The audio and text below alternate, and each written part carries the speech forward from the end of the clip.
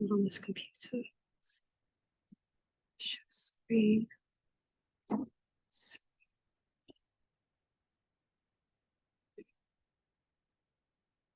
Okay, hello and welcome to today's event, which is a collaboration between Cambridge Rare Disease Society and the Medical Humanities Society. We have two very exciting speakers for you today, Janet and Oliver. Before we get started with the speakers, I'll just hand over to Jonathan to introduce the Medical Humanities Society. Yes, and my name's Jonathan. I'm the Medical Humanities Society, so we sort of help bridge the link between the medical sciences, which often focus, especially in Cambridge, in your first 3 years, and the humanities, whether that be through art, literature, philosophy, history, you name it. And yeah. Great, thank you, Jonathan.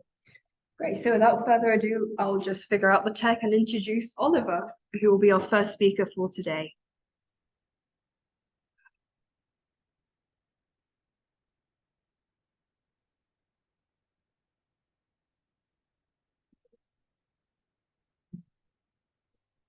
I don't quite know what's recording, but hopefully it all goes well. Yeah.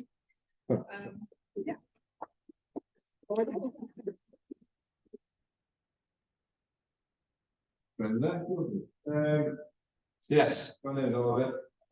I'm currently at a small university about an hour left of London. I'm currently sort of taking a year-long break, well, taking a year and a half, been up for now. I'm going back next October to actually get to be nice. But for now, I am working for a church in Cambridge. Across the plan, initially the plan to do it after I finished my degree, but my college really gave me enough time off. Yeah, let's talk about the Danlos experience. Of course, being a lived experience, I don't actually have it.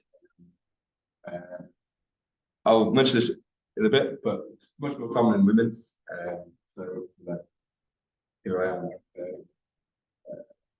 Somewhat rare stuff. No.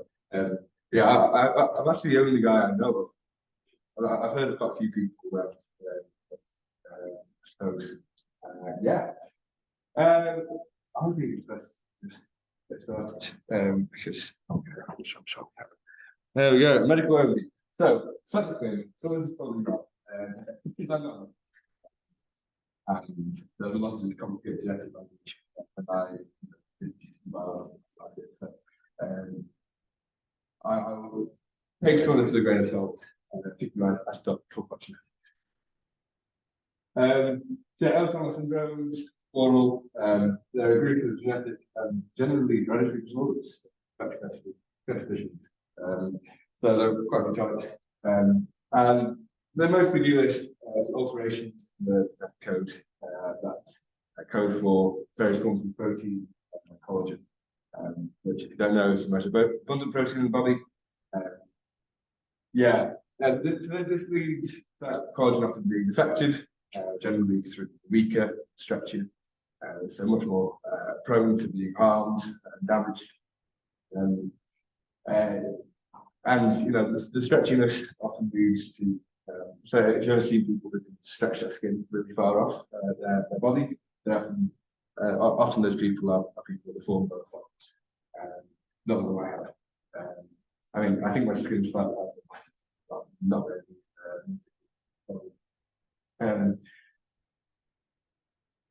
Because collagen is very abundant and because of lots of types, each form of Danlos can affect the person with that form in quite a few different ways. There are, I think, 12 or 13 subtypes. About 9% of cases, as I think of the next slide, are hypermobile DS. I have. And as I said, it's also much more complicated. Potentially due to the newcomers by the X chromosome, although then I think I read something about autosomal dominance in the X chromosome. I don't know. Although it seems so, this is more to me kind of having my own thoughts here, but I read that it's dominant, but yet the prevalence of my family suggests that at least my strain is recessive, because it's quite, it's not that many people have it. In fact, I mean, my mum claims that some of us have it, then having talked to those people, they don't think they do. So, so yes, moving on. As I said, hypermobile EDS. I have by far the most common. I don't, how much I've explained it, but in my head, there's always a strange thing of the common somehow less worth carrying it out. It's a bit weird. That's very much not the case. I think the quality of life you can vary quite a lot. Yeah, primarily affects the ecology of the sea, structural tensions, and destroy filing quality, plus probably more things. I don't know which type it is. I've tried to do some reading, fairly accessible. It's quite interesting in that though it's the most common one, it's actually the only one where the genetic cause has not been identified. So with all the other types, look at, you'd be able to diagnose a child in the womb by looking at their DNA. Whereas with yes, it seems to be a lot more common. So I think there was, from my reading, a trial or an experiment with a couple of years ago that potentially started blocking that. There are a couple of studies into this, and they've managed to get people going about it. But yes, because this kind of collagen is used in kind of structural components of the body, and because as I said, weaker, stretchy, affected, it can lead to those parts of the body going, basically getting damaged much quicker, particularly joints and ligaments. But then, because the body is so finely tuned, when those parts of the body start malfunctioning, obviously the muscles then have to work more to stabilize, and so it kind of causes loads of those different problems, which you may feel smiling, it's not that fun, but it's very interesting. And yeah, interestingly, many patients do not actually experience issues everywhere. I knew a girl at uni who only had issues with the top half of the body. I don't know how it worked, but she did. Good for her, I suppose. And there are loads of some seemingly random symptoms as well. I'm sure some more specialists will be able to explain each one of them, but they are seemingly quite random. According to my experience, particularly when I'm reading, and realizing all these different things I experience are all caused by the same subject together, or also called sequence chapters. So all this leads to the notion that in fact every part of the body in this complex ways. So I actually prepared it as a diagram just to help. So this is the human body. I highlighted every bit of the body that is affected by Ehlers Danlos. So yeah, there we go. So yeah, my story. Early years. So when I was born, it's actually, though my mum had it, it wasn't actually known about when I was born. And I was thinking about that a bit more later. Yeah, there's no actual knowledge of EDS existing in my family, and therefore I was presumed healthy. Which, as I say, for the most part, I was bendy, and that was about it. That was until I started PE primary school, and basically my teacher started to notice that I have quite bad stamina issues, which is strange. My mum did not. She was actually a long distance runner, which is practical. So I'm not sure how. As I said, the symptoms can really vary. Even today, I really struggle with walking on this is fine. It's just moments of it. Really bad. Yeah, after lots of consultations, I was eventually diagnosed, which I think was quite fast. Although I was actually briefly diagnosed with dyspraxia, leading me to be put in sort of dyspraxia classes, where it became very, very clear my ability that it's not dyspraxic. Yeah, there's still interesting going there. Yeah, interesting biography here. For the most part, I'd actually say these early years kind of like the fun part of the condition, because I was not experiencing pain, but I was experiencing the kind of fun bending. Often people that sometimes experience a lot of complications. My joints just stretch, so I've never actually had this. even when I probably shouldn't, because the journalists are able to kind of stress that. It's not a good thing, the stress that. The early years of fun, general pain, I was able to put my leg all the way behind my head, which that would probably make me unable to walk a few days nowadays. But you know, at that point, it was very much possible. I was having regular visits, which I often forget. It would be like every week or two. Yeah, it's quite regular. Generally, just helping me when to walk.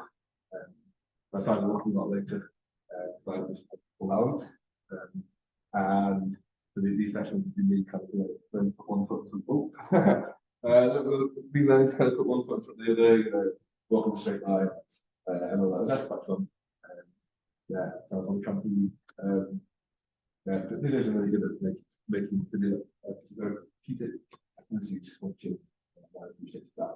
So yes, I would, however, start to about this from stage. Moving on. So, later childhood, which I'm going to generally sort of 10 elements. Yes, a very simple memory, which I only researched recently, actually. I think I was wrong about it.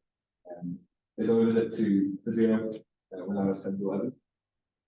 And there was a sharp in the UK, or at least what felt like a sharp in the UK.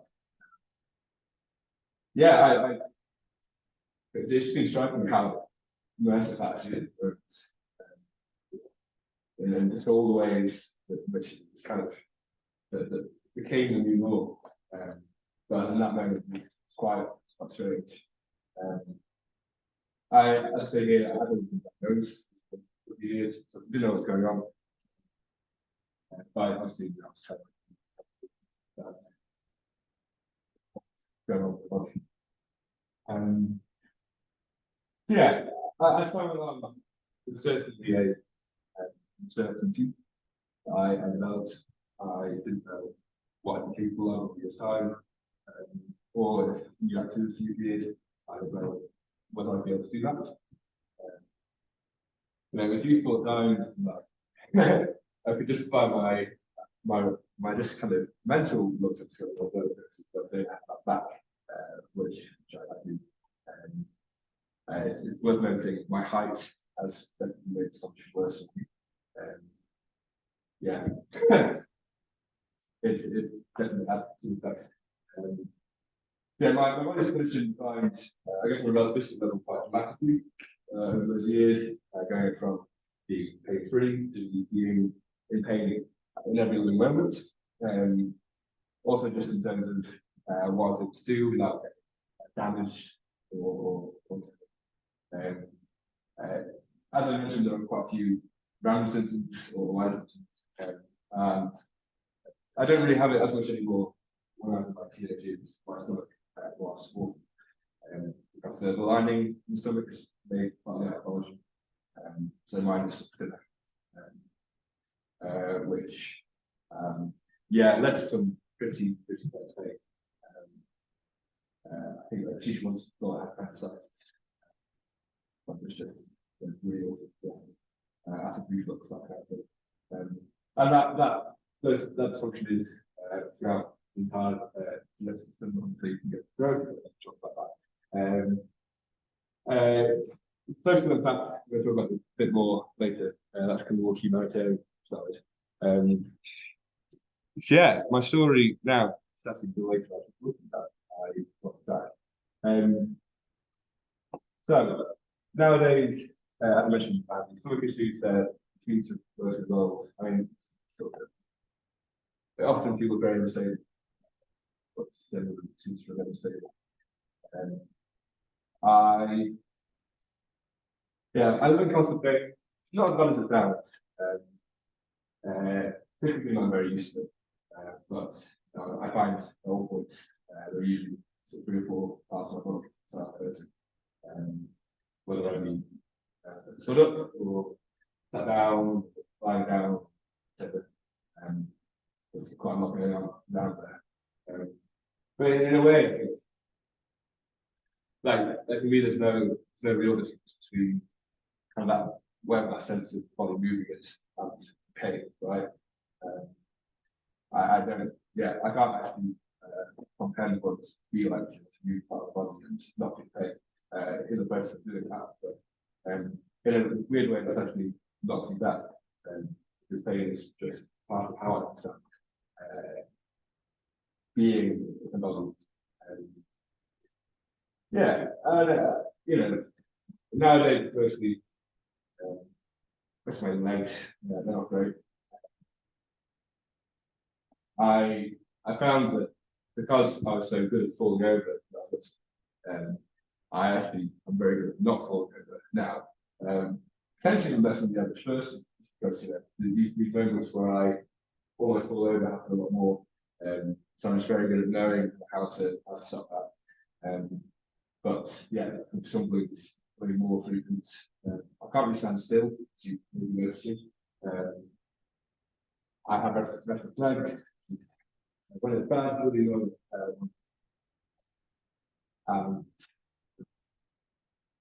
This general discomfort as well.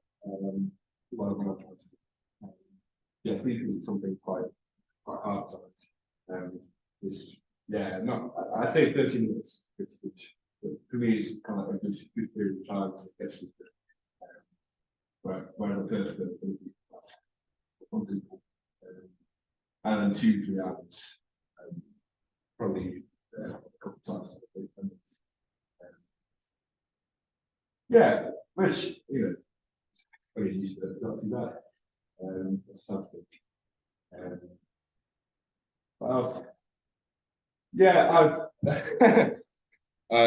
prepared a little tier list to describe not how bad the pain each part of the body is, but how annoying I find it, because they're two very different things. So, for example, the pain I feel in my legs, right at the bottom, is quite worse than what I feel in my jaw, which is right at the top, or near the top. But jaw pain is much more annoying. You know, talking, breathing, eating, things you do a lot. They have to look involved in the jaw. Yeah, right at the top there, this breathing thing, really good. Like, yeah, doesn't happen too often. But I remember there was a week, must have been March or April last year, where I just sat down in the chair in my meeting too quickly or something, and I just caused pain just everywhere up here. And the next sort of couple of days, I'm trying to breathe past certain point pain, and I think this is the yeah, not fun, but generally good for it. At least also that I couldn't really think of if the best describe or describe the chest. That's kind of sharp shooting veins in the chest. I don't know what they are, but it is. And yeah, they're often it used to be that the breathing pain in those places of the chest quite separate, but now sort of same. So instead of kind of appearing as kind of I'll enter a state about 15 seconds where I'm just in a really messed up pain, and breathing is shameful for that. But obviously you have to do it. And yeah, and then very convenient. Either it's about things. The one that's kind of here is like the size. They're fairly simple things. Yeah. Then neck and shoulders. That, yeah, really just you know, stood up, sat down, lying down. You're always moving. Yeah, which is pretty annoying to have things there. Oh, wait, there's that side. What's that? Oh, that's stomach pain. Right, yeah, that's it. Jaw pain. It's not pain in my jaw, more just kind of discomfort. Clicking, they always click. Basically every time that. Just hearing pop, pop, pop, pop, pop every time I'll do it. Not right. Then that is meant to be, so I mentioned the muscles, sometimes or overworked. And occasionally that will lead to really, somewhere I discovered a sharp ache. Yeah, it doesn't matter if it's stood up, sat down, it's just there, and it's really, really annoying. Yeah, annoying headache, as I said, really wide range of conditions. So I'm going to a GP soon for that. I'm sure it's like that, but there's a chance to have some PR malformation, which is the cerebellum, and it's so somehow it can be caused by hips. Yeah, I'll talk about the floor with like I don't know if I'm going to go into detail, but this is how I sort of see everything. So yeah, arms, when they're really bad, having pain in the area really highlights how much you actually use that area. You may sort of get your arm just, or at least I imagine that's possible for people. If you just sat down like you do, but just even small movements, pushing my hair, like keeping my hair, or just whatever, they're just always there. Legs and hips, so that's the pain is bad, but for the most part, it can be avoided by me sitting down. Yeah, quite an easy solution. I do have a meme for that as well. There we go. I'm not sure if people know this format, but yeah, anyway, I'll go back. Nice. And then wrists, yeah, I just don't use them fine, and ankles as the legs. So I think now I'm going to go into a more kind of humanitarian use.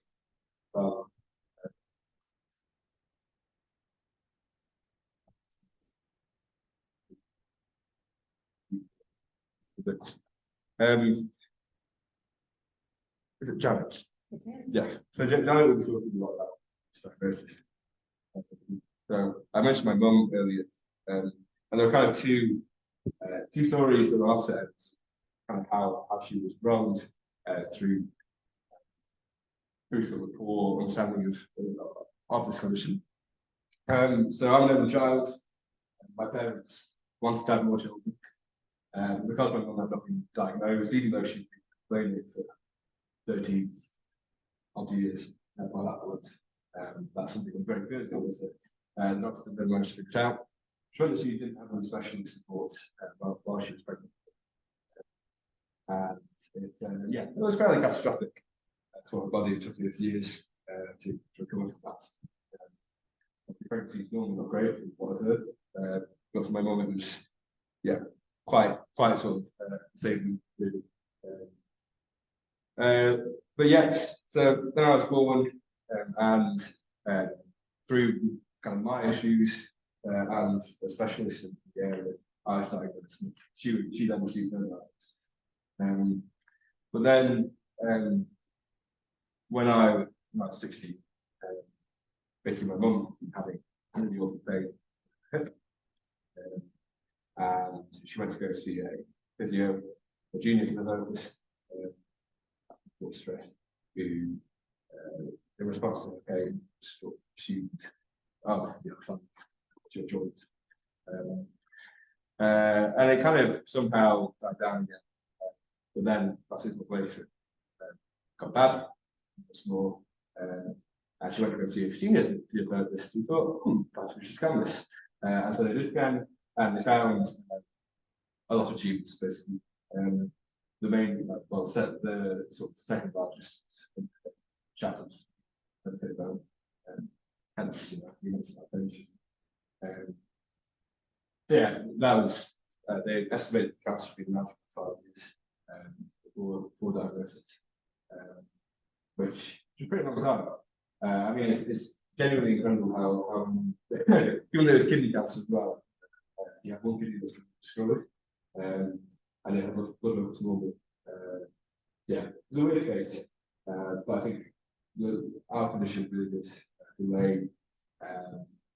The delay of this, and she passed away about 2 months ago. So yeah, I don't blame that on the physiotherapist there, but I think it's definitely a factor in kind of how our condition, how our cancer is managed. So it's a strange thing if kind of people either under or over acknowledging this condition. Either something that's ignored, picked up on, or is then something that can be used to explain like other things that actually being adequately explained by it. As I said, it's very complex, and therefore I can understand why they fail sometimes to kind of understand why what's happening. Yeah. Next section will be using observer identity. So I probably would not identify myself, or at least if I was asked to identify myself, I would not mention myself. Which is interesting, given that I am. Just on a factual level, I am. I think part of that is, you know, as it's an invisible disability. Unless you're a dentist, basically, it has some sort of orofacial impacts, but yeah, for the most part, it's completely invisible. And therefore, particularly as my condition was worse than my PhD, I had a few times where it was completely just, I was doubting stuff. I shouldn't say that that's funny. The worst point that was Duke of England. I attempted the Brown's practice, and my school had a medical evidence, they gave me loads of handicaps. However, all the other students that were doing it did not have a handicap, and started sort of showing what I was about it's unfair, like why are you doing this first place? And that's before the actual thing, when the actual thing happens, I was excluded from things, I was being basically just, yeah, it was quite awesome. I genuinely look back and think that was some of the worst, probably not the worst experience of my life. Oh, well, that's been trying to be honest, but yeah, it was quite cool. So much that I actually, but when the real DVD came out, I didn't tell my mum, so I had a nice line. And she literally quite annoyed me being a support, but then I told her why. And I think that's kind of then bled into the often doubting whether I am disabled enough. I may not have crutches or in a wheelchair, but there are times where genuinely if you take handicaps based on legs, for example, say asking for a ground floor room in the university foundation or whatever. But yeah, in my head, the voice is kind of almost self-challenge. Okay, yeah, you really need that, I just need that. Which is quite hard, I find, to go. Particularly when it comes to, or when it was coming to, sort of getting exam regulations changed for me, well, as a academic service. I just kept on, even though it was objectively a good idea, I just kept on doubting whether I actually because I think the fact that I've struggled to be recognised as disabled has then led to that internal struggle of recognising myself as such as well. I think there's a paradox there in that I kind of suppressed disabled, this idea of being disabled in my head, particularly in my teenage years, while externally fighting to make it. So I mentioned briefly embodiment earlier. I think that's obviously for everyone that body doesn't always work correctly. But I think for me it's more of a constant, just it's a reminder always that I have. I'm not some kind of floating soul or whatever. My body could never let me get that is there. And I think that then extends to reality of the whole, intrinsically involving pain. My understanding of reality is just that there is bad stuff, there always will be. I'll talk about this more later, but I think the world is fallen. As such, there's no sense in trying to completely eliminate suffering. That can't happen. But more than to manage it and learning to deal with it when it is such, when it's suffering such that it's happening. I think it's quite important. I think for me that there's also I didn't think this would be very controversial in talking to people. I found that it is. But for me, there's a very strong distinction between suffering and pain. You know, I am always in pain, but I wouldn't say that I suffer. Whereas many people that I talk to about it, who come to think we're all involved, there is this kind of distinction that's actually quite hard to imagine. I don't know. Yeah, I find that quite interesting as I start talking to people about it. I suppose, you know, what I just said about always being pain, always being suffering. I don't see that pessimism. You know, I'm a very optimistic person, but I think there is a realism needs to be established that it has resulted. My condition has affected my well-being in the day. A point where you have to acknowledge there will be bad things. People often do those bad things, and that's kind of just a fact of life. And I think any ideology that ignores that or tries to get rid of it. Yeah, I mentioned in the thing I'll go back energy very briefly. Strength is very much, you know, I mean, I was born 21 years ago. So you know, there's also been advertising toys, that kind of thing, which I imagine we all experienced. Yeah, there is a fading sense of strength in the kind of public understanding of the physical strength. And yeah, it's interesting. My muscles probably aren't actually that weak, but my, you know, the ability that my joints and my tendons have to transmit the strength is that's what's better, and therefore I have a sense of being perhaps the reality am. But I think particularly teenage years was more of a more of a challenge. You know, I remember there being a few comments about, you know, man up, whatever.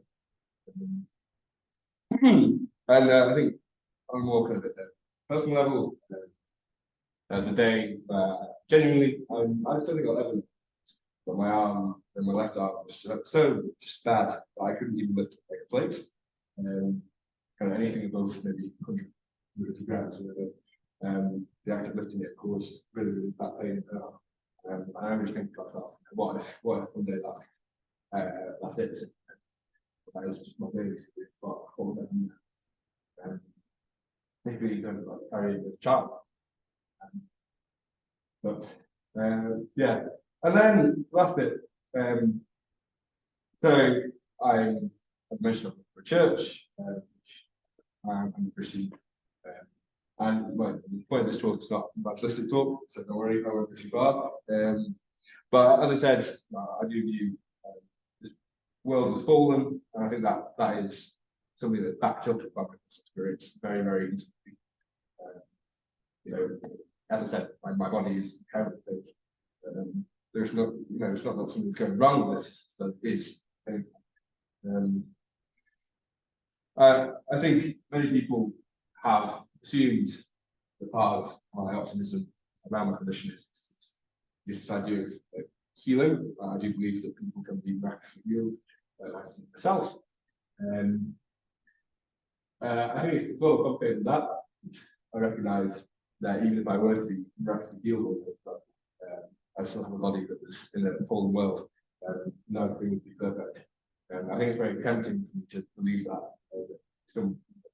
an able-bodied person just does exist without all pain. But actually, I imagine there's still plenty of things about those who are able-bodied. And then therefore, I think there are benefits in my condition, in how I'm able to handle those sort of everyday things, even those outside of the condition. You know, cutting my toe, or bigger things, emotional things as well, and I genuinely would not want to live without it, or at least I would not want to grow up without it.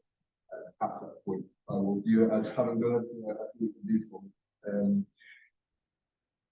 I guess to finish, there's no Christianity has this idea of a new, not just heaven, kind of new earth as well. Earth and heaven are combined, and in this new heaven, we have new bodies. And I think that's always at least assuming that new body would not have a sunlight. Or if it is, maybe I would have pain. And yeah, that's the thing quite hopeful. If anything, not necessarily worldly healing in this thing, but rather a new body that is without sort of future. Yeah, I think I'm not sure if I have my shown or have I used it. Yeah, I mean, if anyone does have a really big question, you can help it. Otherwise, I will wrap up. How when you teach at school, are your teachers? PE teachers probably they often didn't like me very much because like some big teachers, which granted probably a couple of times were a bit bogus. But yeah, PE teachers probably were my kind of main opposition. PE as a whole was just.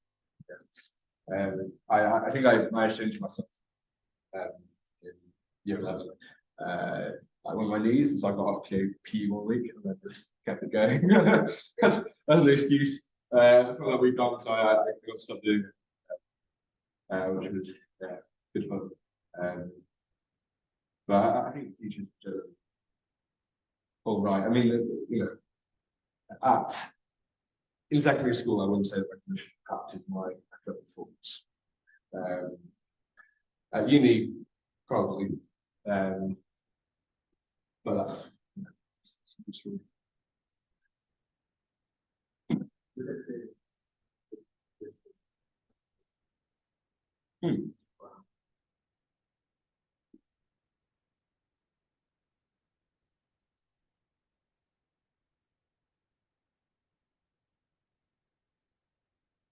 I think it's almost like a semantic word. Can't. Say this happens surprisingly all the time since I've been to Cambridge. Basically, they say, "Oh, I should go ice skating," etc. And I say, "Oh, I probably can't." "Oh, no, yeah, sure you can." I said, "No, I actually just can't." "You can learn." That kind of dialogue, like, I don't really go fully into detail every time. It would be useful to get. I don't want to have to go into detail every time. Useful to, because it just takes a long time. But yeah, kind of, whenever someone invites me to do something, particularly vendors, I don't have to say I can't. I think that's mostly the time. And I suppose, frankly, I think a lot of people look at me and think this guy probably hasn't experienced that much suffering. I don't know. I'm not stoic, so I don't have any intention to compete everything. But I think I remember I sort of gave the story. Well, I got baptized last May, and one of my friends who did not know about it, he came up to me and she said to me, "Oh, I respect you so much more now." I just thought, like, what? Why were you not respecting me before then? But yeah, or in what ways? Anyway, I don't think I've gone over quite a bit, so I'll have that. Oh, sorry.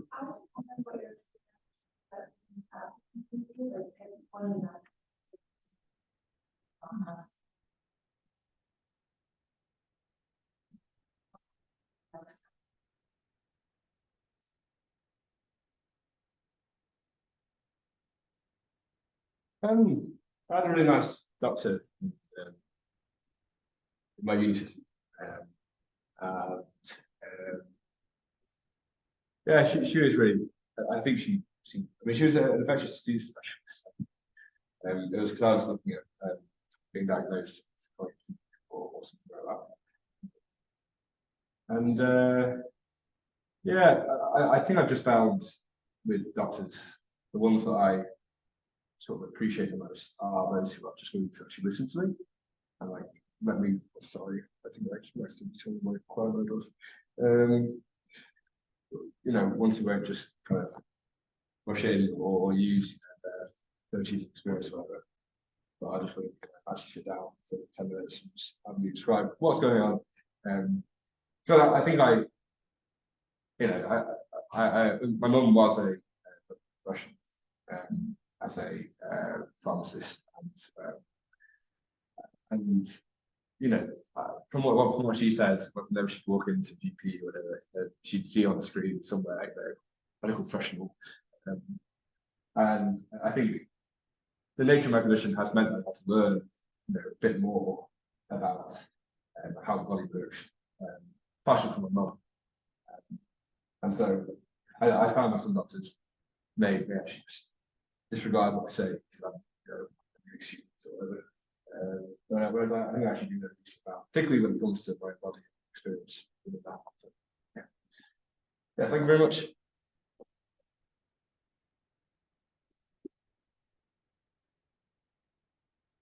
Thank you so much, Oliver, for sharing your experiences with us.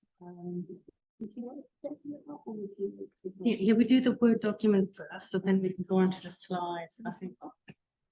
Yeah. So, hi everybody. My name's Janet. And before I get into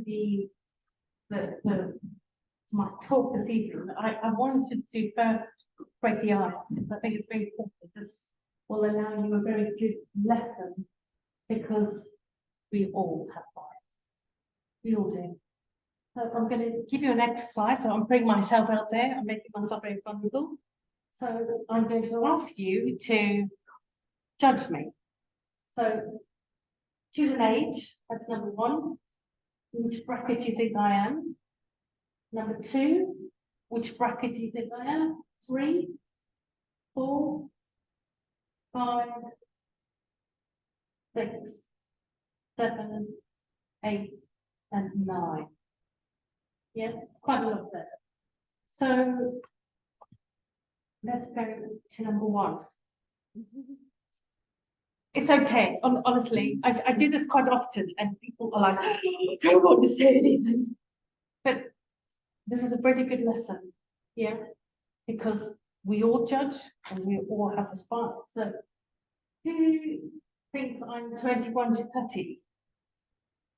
Oh, see. Who thinks I'm 31 to 40? Okay, that's making me really scared. Who thinks I'm 41 to 50? Wow, that's pretty much everybody. 51 to 60? No one. Actually, you're right. Yeah, so well done on that. I'm going to be 51 soon. Background. Am I working class, middle class, or very affluent? So who thinks I'm working class? Who thinks I'm middle class? Wow. And affluent. Who thinks I'm affluent? Oh, actually, I'm working class. Yeah. Where was I born? Who thinks Germany? Who thinks Africa? Who thinks UK? Italy? Actually, I'm born in Africa.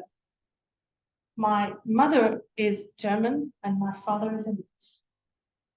Religion. Am I Christian, Muslim, humanist, Jewish, or atheist? Who thinks Christian? Who thinks Muslim? Humanist? Jewish? Atheist? Oh, very interesting. So I am born Jewish. I was raised Christian, but I am a humanist. Quite fascinating. My relationship status. So am I married, divorced, just in a relationship, single or no relationship? So who thinks married? Okay, who thinks divorced? Who thinks just in a relationship? Who thinks, well, I'm single? Anybody? No relationship? Okay, so I was married, I'm divorced, and I am in a long-term relationship. So can you see how you, having looked at me, you're starting to perceive me and judge me automatically? Sexual orientation. Who thinks I'm straight? Who thinks I'm pan? Who thinks I'm gay? Asexual? Actually, I'm in a relationship with a woman. Yeah. Do I have tattoos? Who thinks I do? And who thinks I don't? Actually, I do have tattoos. And I started getting tattoos when I was aged 40. Because I thought, before then, I thought, oh, who would ever think of having tattoos? Now, I don't know. Never. But carefully, skillfully hidden. Favorite food? Who thinks fish and chips? Roast chicken? Interesting. Sushi? Pasta? Actually, it's sushi. I love sushi. Sport. Who thinks swimming? Ultramarathons? Who thinks I just sit on the sofa and do nothing? Who thinks I do dancing? Well, I can't dance to save my life, and I have run ultramarathons, and I do still swim. So can you see how that little exercise has made you think about me and made you think about yourself? That's a very, very good exercise to take with you for the rest of your life, especially when you have patients, clients, etc. Very, very important. And it's okay to sometimes judge, because we all do it, as long as it's not to the detriment of others or to yourself. It's always good to learn. So now we're going to go on to this presentation. Now, I know quite, you've probably been doing lectures and research all day, so I'm going to try and keep it succinct. You can take this slide or presentation with you. There's a lot of information here. I'm not going to go through all of it, but that's me. I have an organization called Normal Like Me. Yes? Because what is normal in society? Yes? What is normal? And that Normal Like Me came from my son, who is now 20 years old.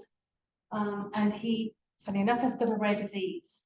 And he said to me one day, "Mummy, why can't people just see me as I am? I'm normal like me."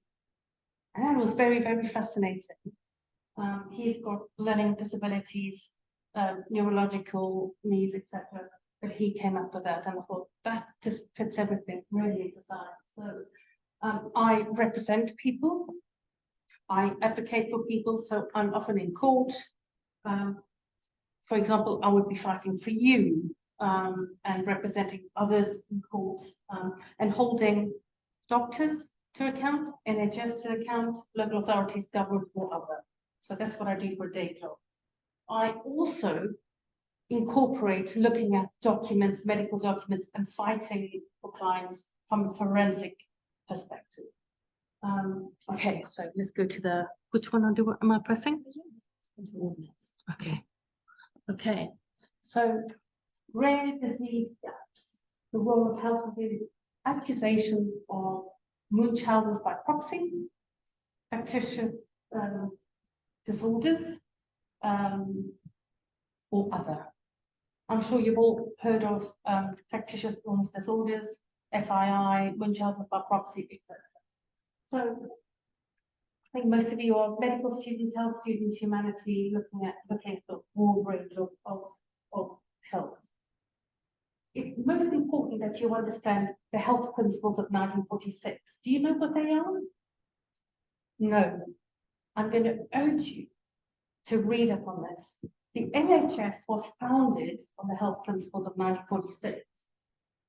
And it was ratified and produced in legislation from 1947 from the World Health Organization. There are 9 principles, in effect, that makes us healthy. And remember, health is not just the absence of disease. So how can we look at the health principles and rare diseases in terms of accuracy, in terms of justice, in terms of family courts, criminal courts, child protection or other? Because I'm sure when you are qualified, you will come to know all of these details. So rare diseases and their wider impact on public health. So by definition, I am a public health specialist. I look at, address, measure health and diseases, in particular rare diseases, and how they are simply forgotten. Okay, so I'm also doing a PhD. Well, I'm trying to finish it, but you know, amongst everything else, so I look at measuring wrong. How do we find negligence, or why do we argue? Why do we get divorced? Why do we fall out with our friends? Why do we argue with our mothers? All of those things. And I'll come to that, I'll show you in a minute. To understand your role as future medics, etc., the government in this country and most countries have first and second duty. Our first duty in the UK is to ensure that everybody is safe and free from harm. That's the first government duty. The second government duty is that we are all healthy. Then we look at how parents need to safely articulate CYP's child, young person, complex and perplexing health needs. What are they? And I also look at family court, criminal court, rare diseases, and how that all blends together. Forensic science and health records are very important for you to understand and address, and I'll get to why. Human rights. What are human rights, and how does it impact you? Believe it or not, in the family court, if a mother is having difficulties with their children, or the child has rare disease and it's unseen, unknown, undiagnosed, often a parent would be diagnosed with autism or ASD, and that parent will be blamed for their rigidity. Often those with ASD have rigidity in their thought process. So that means they effectively want to understand the diagnosis. But in child protection circumstances, that is seen as medically seeking. Be aware of that, because this is what either medics or the judiciary see as medically seeking if somebody's trying to understand a rare disease. What is harm and what is negligence?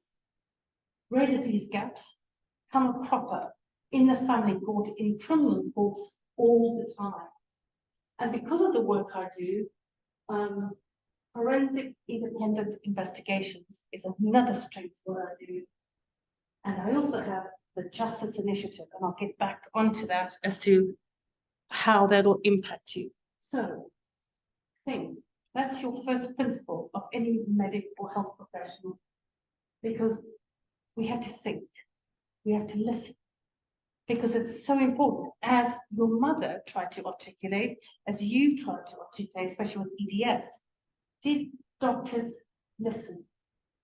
And then we've done the unconscious bias test. Yeah, so I walk into a surgery and I say, oh, I'm not feeling well. The doctor looks at me and goes, you look fine. Yeah. So I want somebody to be vulnerable. Just I love Brené Brown. She's my go-to guru. Who wants to be vulnerable right now and stand up and share one thing about themselves in terms of unconscious bias? Who wants to do that? Anybody? Anyone? Are you all feeling a little bit frightened? Do you want to share something with yourselves? And then maybe I will then judge you. Anybody? Do you want to do it? Should we skip it? Okay, go on then. Go on then. So you share something about yourself and I then have to make a decision, effectively judge you. Yeah. So give me a choice.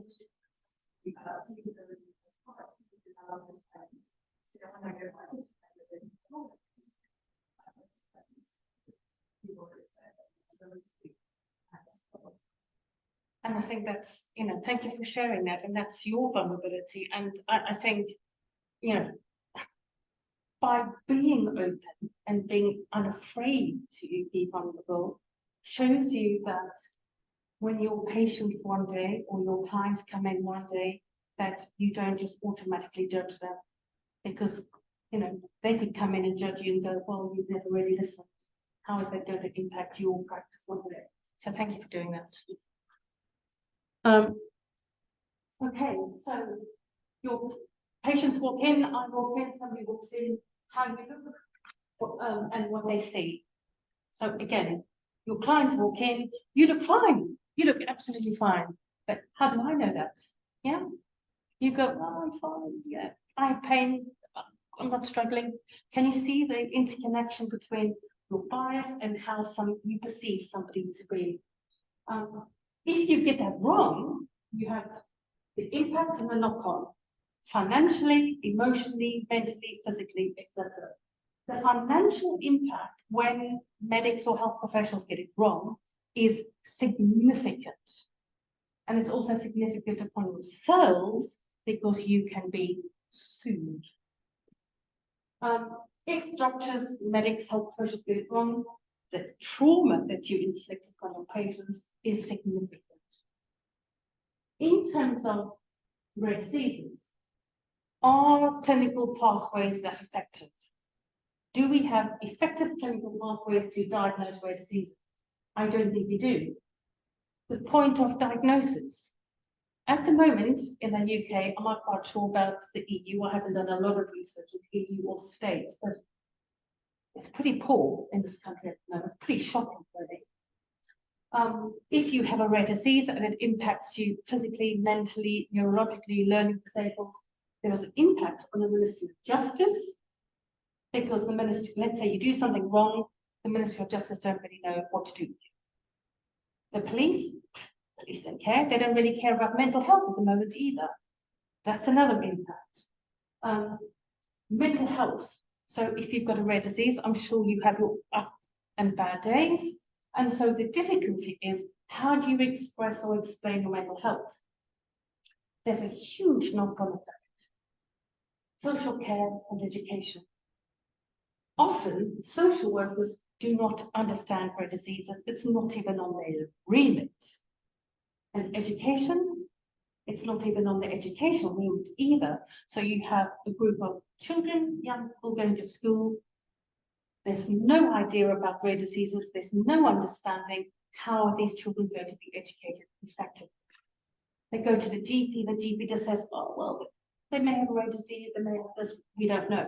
There is no effective process or pathway. Then we're looking at transitioning from child to adult. There is a huge discrepancy. It's all well and good. You know, we have EDS, we go to school, bendy and stretchy, but then the transitioning is then you go to secondary school and into adulthood. What are the services and the support mechanisms to actually be there to affect that person? Pretty much at the moment, nothing. I'm sure you are aware that in 2009, we had the rare disease framework, which came over from the EU. Effectively, the UK was forced to adopt it. It did, but where are we at the moment? We have the upgraded framework, but we're still waiting for the government to implement the rare disease hubs. Still waiting. Yeah. The courts, if there is a problem and you go to court, nobody knows anything. you have to go far and wide to try and find a expert witness or somebody experienced to explain your rare disease. It costs money. But in terms of the therapeutic intervention, what I'm finding is I have many clients who have many children with rare diseases. The local authority or the NHS should by definition go, well, you'll provide the speech and language therapy, occupational therapy, but they don't. Nothing happens. So what I have to do is I have to go to court, hold the NHS to account, and force them to provide therapy. Now, the NHS says we don't have money to provide therapy, but they will then spend £60,000 defending themselves by saying, well, we don't have money. Can you see the discrepancy there? How can we use the money or funding correctly? Do we have a rare disease database, and is it effective? So most of you, I'm sure, will start thinking about the next steps. Does the judiciary understand what a rare disease is? Not at the moment. Do we really speak to one another, and do we coordinate that? Probably not.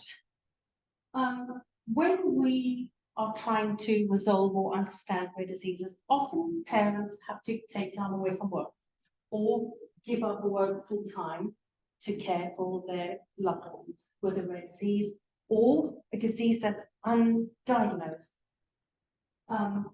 Labels. Yeah, oh, I have a rare disease, or I have a genetic syndrome. People go, oh, okay. They don't really understand. You go to your GP, the GP goes, in my son's case, he's got set D5. Very, very rare. He's 2 in the world because he's got a double rare disease. But what has my doctor or my GP done for my son? Oh, he's got ASD. No, my son doesn't have autism. He's got a rare disease which has been diagnosed. Family courts. Now I'm going to tie everything into the family court and why it is so vital for you to spend time with your patients or your clients or understanding the next steps. If you've got a rare disease, the knock-on effect on your housing, adaptations, etc. is lifelong. Environment. Environment, as I'm sure most people are still aware that they think is the air we breathe, the soil.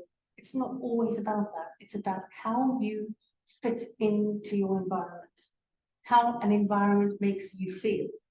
So I'll give you an example. We are all adults here. And if you feel uncomfortable in any situation or in any environment, what do? You leave, don't you? But a child, especially the child with complex or perplexing health conditions, if they don't fit into a school, if they don't fit into a religious organization, if they don't fit into a sporting institution, they don't have a choice. They are forced to be in this environment. How is that effective? We need to think about this things. Social care thresholds. Rare diseases are not on any social care threshold at all. They don't understand it. It's either you're disabled, mildly disabled, or you don't look disabled. That's about it. There's a lack of info across the board. Effective collaboration is the way forward for everybody. And I think we do need a rare disease passport or passports.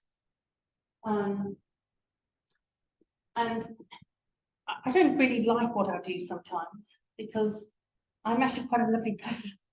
I really am. I'm really nice.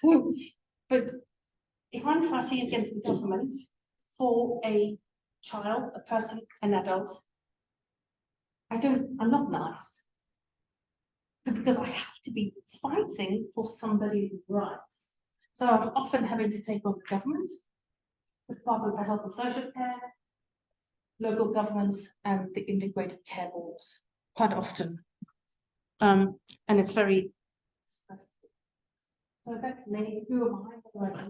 So as I said in the beginning, my journey started.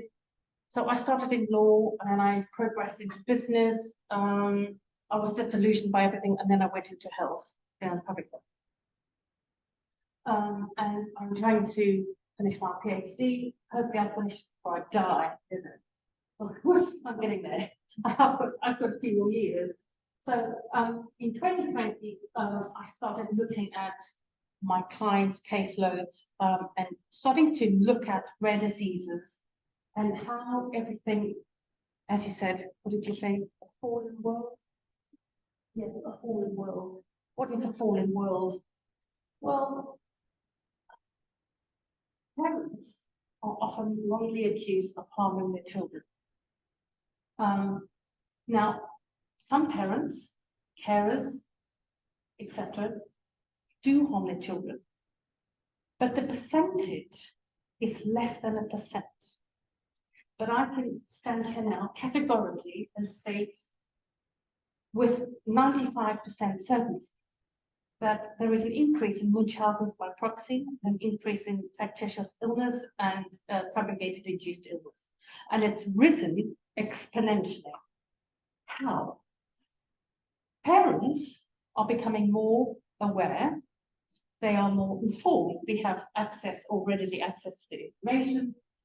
And we are all born with an instinct. We know when something's not quite right with ourselves or when something's not quite right with our children. However, what happens is a mother in particular, a woman, will go to the GP and say there's something not quite right. The GP, in this instance, can't see. The pediatrician can't see. And what happens is then a child protection matter ensues. Often it ends up at family court and the children are removed. Families are destroyed. I then went to the Chartered Institute or the Society for Forensic Sciences, and I'm now working with them and implementing strategic models in looking at unpicking all these medical cases that have been brought before the family court because they are, in some instances, very wrongful. I'll tell you why. And I am trying to establish a model for forensic sciences because there is no forensic science in a family court or for health records. Yeah. It is very, very, very important when you take down your medical notes that you get it right. We all make mistakes, we all err, it's just part of human nature. But if you are going to write down a record, you have to make sure that that record will stand up and law. But if that record is wrong and nobody rectifies it and it's brought before a judge, the judge takes it as read. Yeah. So we have to be very careful when we do that. So you can go and see, you can log on to Normal Like Me and you can see the justice initiative there. Because of my son's rare disease, I was dismissed on repeat. Despite me being qualified in law and in health and in business, I was dismissed and told I was just loop-de-loop. And I thought, well, hold on a second. No, I'm going to say no. So my son was denied an education because he's got a rare disease. He couldn't be educated in a mainstream school and he didn't fit a special school. What happens then? So my local authority decided that they were going to prosecute me. Not once, twice, 3, but 4 times. They wanted to put me through a criminal court because the state had committed a crime. They chose the wrong person. I said no. The government lost, and I finally went through to the European Court of Human Rights to fight for my son. And the European Court said the UK has to provide my son an education. That's how I got here. And then you can go and, are we fighting a losing battle? I mean, we all need to understand, and I'm sure there's the elephant in the room at the moment, is are very uncertain times, very uncertain political times, economic times. It's all impacting us everywhere we go. You can look at all those points of reflection and take them for your notes as well. Measuring how, why, and wrong. How do we get things wrong? why do we get divorced or fall out or argue? Well, part of my thematic analysis is, and I've looked at hundreds and thousands of things over the last 5 years. Do we have enough time for one another? Do you have enough time when you're going to your GP or to your doctor? And do you understand me? Am I understanding you? Do we comprehend one another? If time and language are misaligned, I think you're doing it. You think I'm doing it. I think you're doing it. That leads to complacency. And if that or all misaligned, we have negligence. That's just it. That's where we have negligence or wrong. That's in every area of life. Same with war. All we need to do is stop and listen, spend time with one another, and make sure that we understand each other effectively. So wrong and rare diseases, they are intrinsically linked. So part of my project impact is pretty much that. Identify, include, intervene, manage health, mental health through health principles, protect through provision. Most of the time, when you are trying to understand a rare disease, you need funding because you need to research, you need to go to the data, you need to go to all the RNA, DNA, etc., and pick. It takes time, it takes money. But if you don't do it, what ends up happening is your cost-benefit, cost-effective analysis models are thrown out the window. It's like buying a pair of boots. You can go and buy a pair of boots that will cost you £300, that will last you, I don't know, 10, 15 years. Or you can buy a pair of boots that will, for £25, that will last you 3 months. By the time you've spent all your money, you've actually spent more money on boots over the period for the 10-year time. So it's about investing or arguing for your case or your funding effectively. Yeah, early intervention is key. Think about your time and how you spend it, and think about your language. So here is the equation: time of the language divided by complacency equals negligence. I am taking to court more and more doctors on repeat, especially pediatricians who fail to recognize or understand rare diseases. So we have ignorance in human behavior. A lot of people say, Janet, what do you do? I'm like, oh, what do I do? Effectively, I manage human behavior. That's what it is. That's what we do. Yeah. But why do we have ignorance? Why?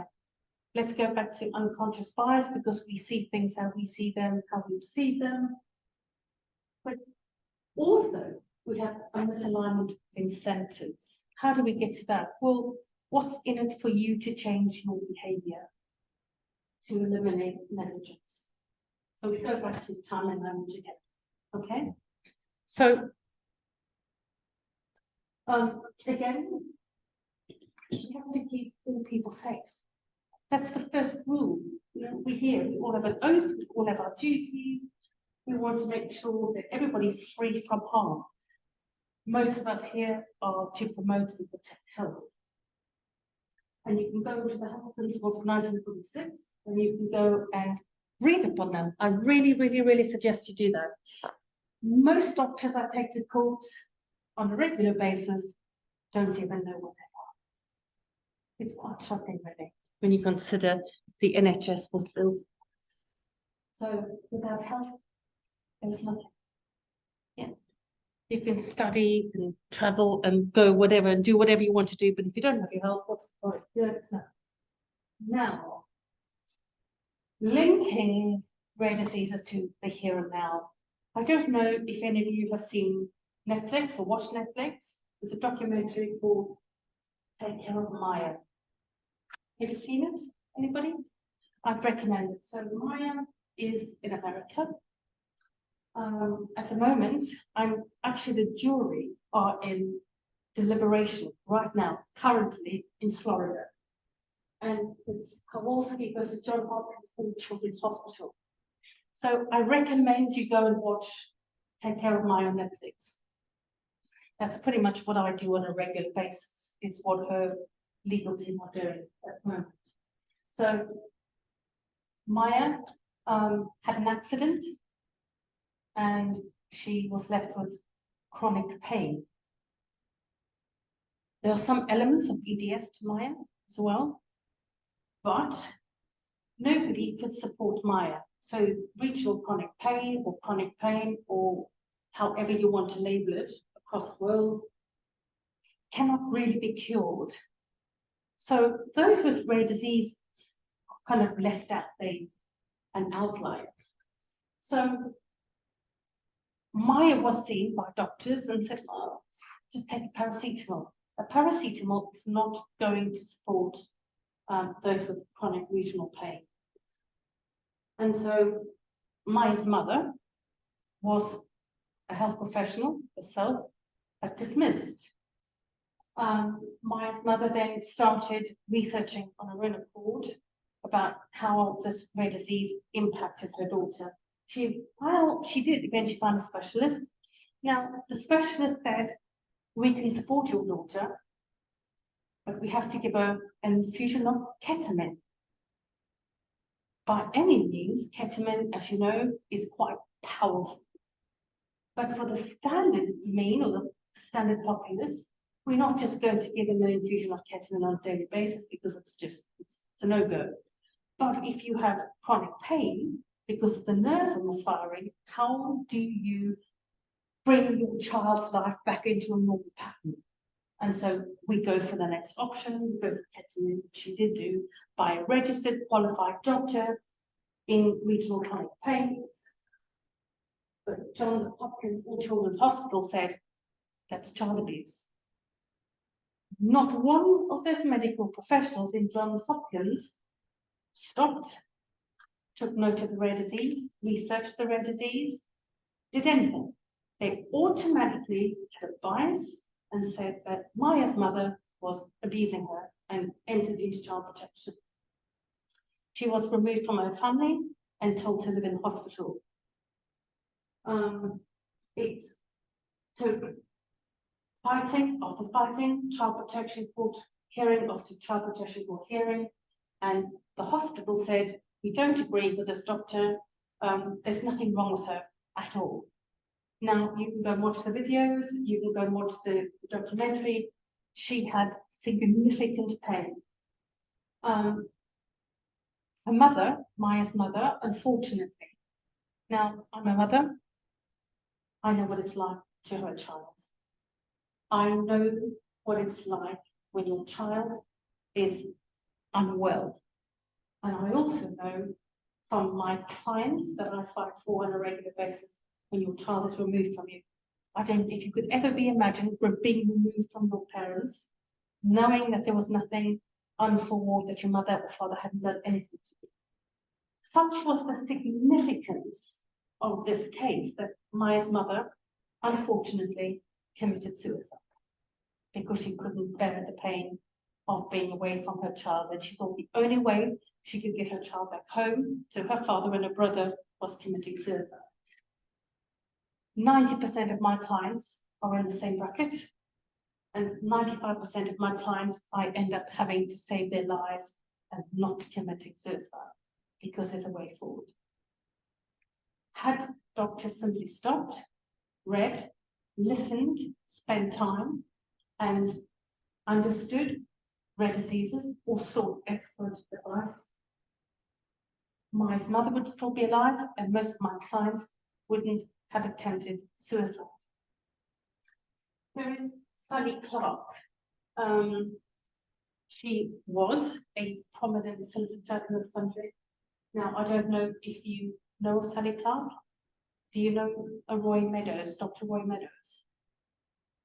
So I would urge you to go read up on Dr. Roy Meadows. Dr. Roy Meadows invented the terminology Munchausen's by proxy. So Dr. Roy Meadows founded his Munchausen's by proxy on Munchausen's. So what is Munchausen's? Dr. Asher in the 1940s and 1950s was looking after supporting, advocating for women, but he was a doctor of endocrinology, looking at women's hormones. Now, going back to my age, I'm 28 in my mind, but physically I'm almost 51. I go through the menopause. I've also had periods. I'm sure most of you ladies here know what it's like when we are menstruating. Sometimes we love everybody, sometimes we want to get rid of everybody. Sometimes we want to sit and eat chocolate all day, and then sometimes we want to hide in the corner and cry and never see anybody again. This is just the influx of how hormones work. It doesn't mean to say that we are mad. Dr. Asher, in his wisdom, being a man, thought that women were just mad. So where does Munchausen come from? It's a German book, a character in a German book in the 1700s. This character went around the world, came back and started telling everybody of his tales. Well, were they genuine? Were they made up? Who knows? But this is just a story. And so Dr. Asher decided that, well, women were making up tales and thought, well, let's label it as Munchausen, because he couldn't see anything wrong. Just that. Nobody's challenged him. Nobody's challenged his ethos. Then we come along to Dr. Roy Meadows. I've given you you can share that. I've written a piece for, I'm also with Westminster Health and Education Forums and support them quite often.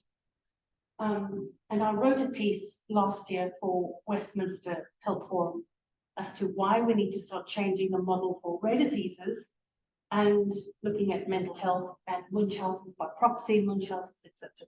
Are women really mad when they are addressing their children's needs, especially if they have a rare disease?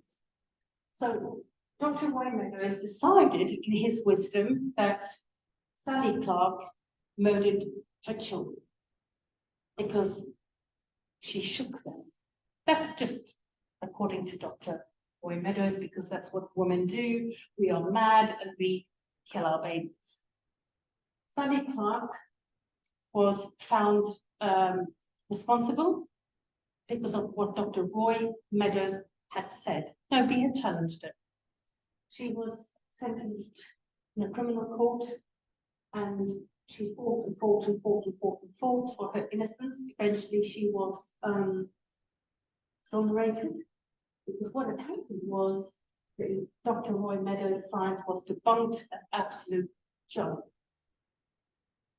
Sally Clark's children, what had happened was they both had some genetic abnormality, and they became unwell, and the child died early in infancy, and so did the second child. So what we need to do as medics and health professionals is think, is this somebody committing murder, or is there something else happening? Unfortunately, the damage had been done, and Sally, from this amazing solicitor, being imprisoned for murdering her children, which was wrong, came out and started trying to live a normal life, but unfortunately the damage had been done. She had then turned to self-medication and she died of alcohol poisoning. What is that loss? Because of a few issues, doctors not listening, in particular just inventing something. So I am currently involved with a very similar case to Take Care of My in the UK. The UK's largest FIR case in history. It's taken 3 years to complete, and currently we're selling at near enough £4 million it's cost the taxpayer. So I'm going to explain to you about family RD. I've just called them family RD because it's rare disease. So I've given you all the bits and pieces of the health principles all there for you to go and read upon. So evolution, science, rare diseases. So I've broken this down for Westminster last year.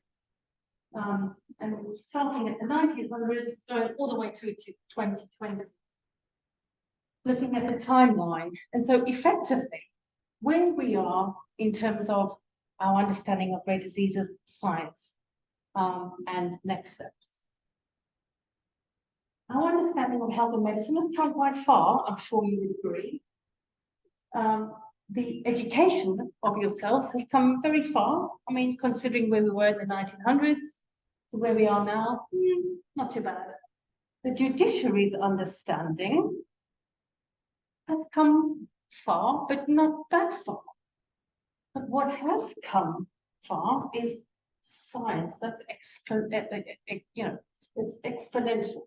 Really, it has, because DNA, RNA since the 1970s, we've been implementing more and more and more strategies. And so what hasn't been married is the science and education, the judiciary, and the health and medicine. They just haven't married together. And that impacts rare diseases. Again, we need to look at time. How or why do we need time? The length of time between your patients, professionals, etc., the time to receive a diagnosis, the time to undergo diagnostic testing, investigations, the time spent on reporting, time to listen, and ultimately, if you get it wrong, the time in court and the length of the matters. Language. Why is language so important? And I often tell mothers, parents, clients, be careful of your language and what that means. Because if you go to a doctor and say, I think my child's got this, that will land you in court. Child protection, child removal, and how parents speak. They don't mean to speak what they do, but they're just coming to you and speaking to you as they feel. So family court and criminal courts, and how this is going to impact you and how it impacts the public purse.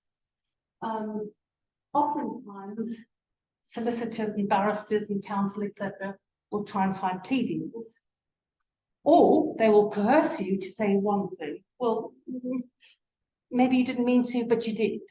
When in fact, what you need to do is ask the patients or the parents need to say, I need time because I think my child needs to be tested. Support scientific professionals and evidence and hearsay, especially in the family court, is a thing. In family court, we don't really need evidence, which is shocking, really. Absolutely shocking. Qualified health professionals, experts, do they really understand and do they get to read the entire bundle? No.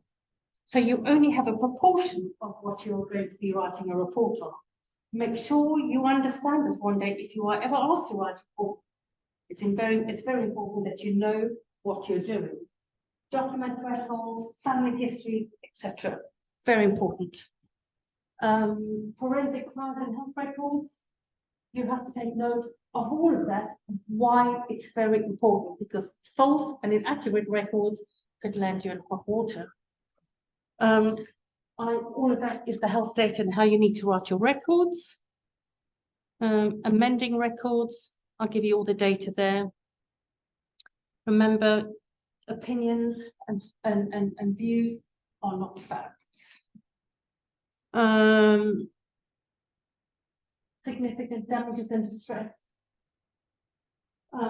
Hearsay, very, very important when you're taking notes or seeing your clients. Factual recording, very important to know what that means. And then I'm giving you some more. Zoe committed suicide because the medical records were wrong and she couldn't live with the inaccurate medical records. She tried over and over and over again to get them amended. The doctors didn't listen to her and she committed suicide. The inquest was all there and I've given you the links. And then I've just given you actual evidence value of the medical records, and that's very important. Again, telling you what you need to do or see. You probably will come when you eventually qualify, when you look at all reflections of rare diseases about Section 17, Section 47 of the Children's Act and how that's going to impact rare diseases. Section 17 means children need provision. Section 47, child removal. Yeah, going into care, etc. Understand that secret system and the family court. The reason you don't hear about all of these cases is because the family court is secret. Its intended purpose is to protect children, but in effect, what's happening is you don't get to see the data, you don't get to see the information, you don't know what's happening to rare diseases because the system is secret. And so billions a year are spent in trying to gag people like me or parents like me exactly what's happening because doctors don't want getting out that they're making mistakes. Rare diseases, often rare diseases and autonomic systems go hand in hand, especially EDS. I have a lot of clients with EDS.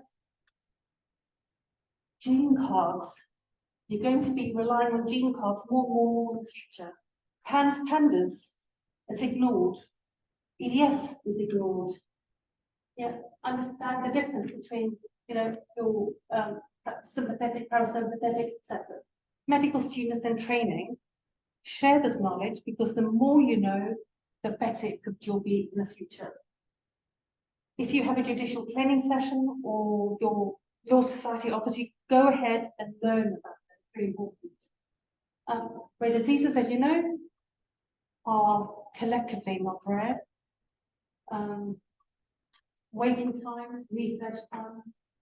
I often have interactions with Professor Lucy Raymond here at Cambridge. A rare disease is a primary disease. Yeah, all the other comorbidities are the conditional symptoms of that rare disease. This is very important. So this is part of my PhD and how we have come to where we are in terms of Munchausen's by proxy.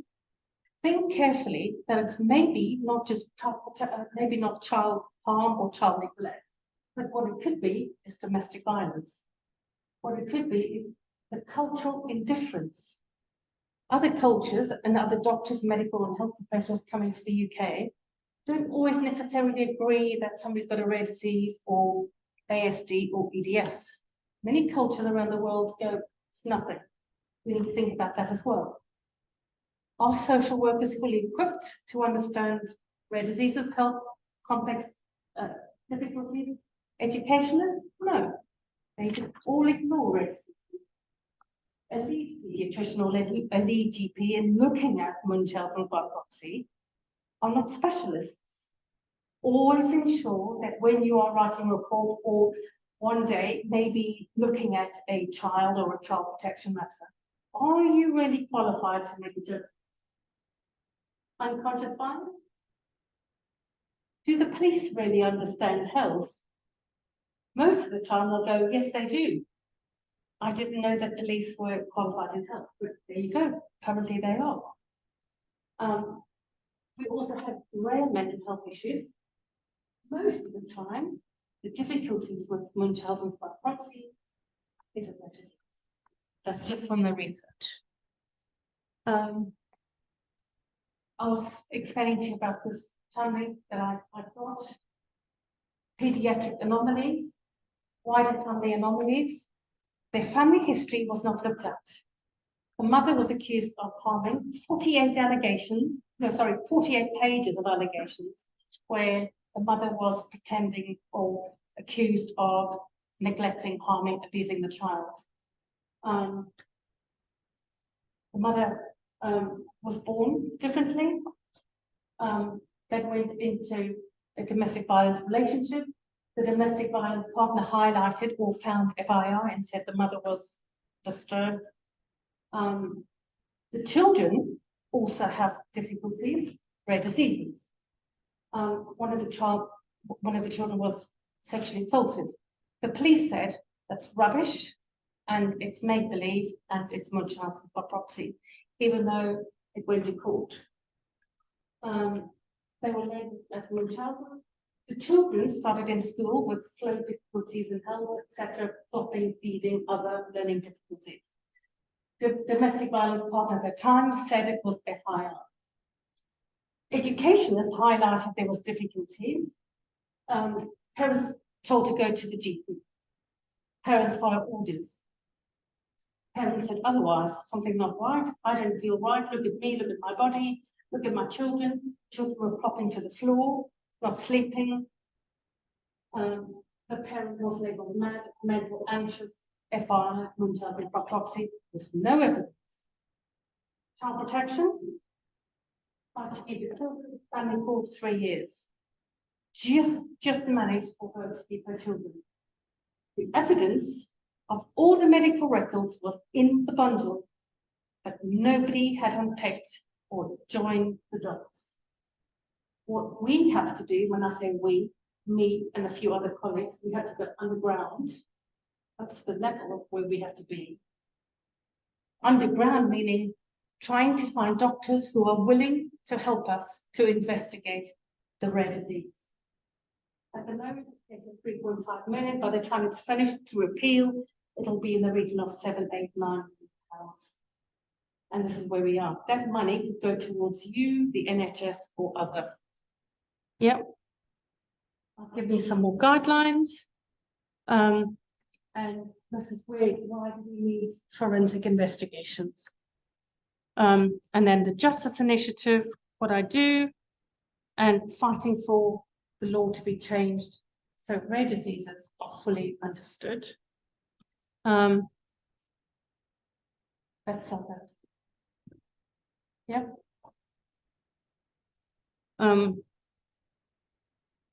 Family RD. Her previous barrister said, but all the professionals can't be wrong. What if they are? Yeah. And this is always dedicated to the family and all those who have suffered injustice. And then that's just it. All we have to do really is just make the first step. So this is about making you aware of where you are, what you have in the future, how you can shape the future for yourselves and others. Do you have any questions? It's quite detailed, but take it away with you and then you can read it afterwards. Okay?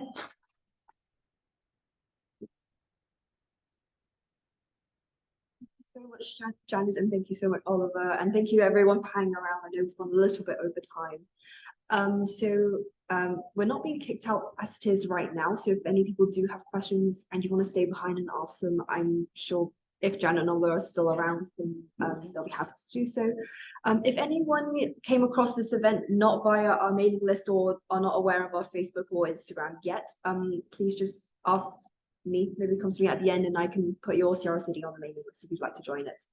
And so thank you and have a lovely evening. We have an event next week. Let me, my laptop. Next week, Professor Rowich, who is the head of pediatrics, will be speaking here, same time, same place, about on a more medical note, about some of the advances in rare genetic disease diagnosis and also treatments, including exciting progress towards gene therapies. So please do come along if you're free. Thank you.